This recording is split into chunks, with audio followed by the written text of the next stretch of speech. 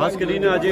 વિધાનસભાના સત્રના અંદર આજે અમારા બધા જ ધારાસભ્યોના ખ્યાતિ હોસ્પિટલ મુદ્દે પ્રશ્ન દાખલ થયા છે।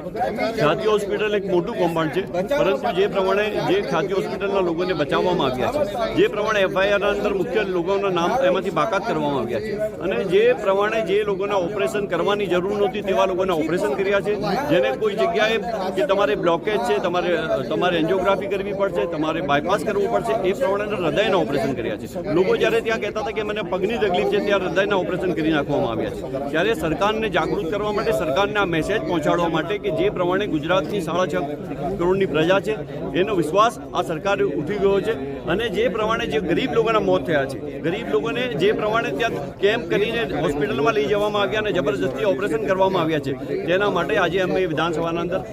પ્રદર્શન કર્યું છે અને વિધાનસભાના અંદર પણ અમે જે પ્રમાણે ગુજરાતના અંદર સીસીટીવી જે પ્રમાણે હોસ્પિટલના અંદર સીસીટીવી લગાવી દેવામાં આવ્યા કે એને હેક કરી દેવામાં આવ્યા અને જે વિદેશમાં મોકલીને જે ગુજરાતની અસ્મિતાને ખરાબ કરવાની કોશિશ કરવામાં આવી છે, તેના માટે એ પ્રશ્નો પણ આજે અમે વિધાનસભા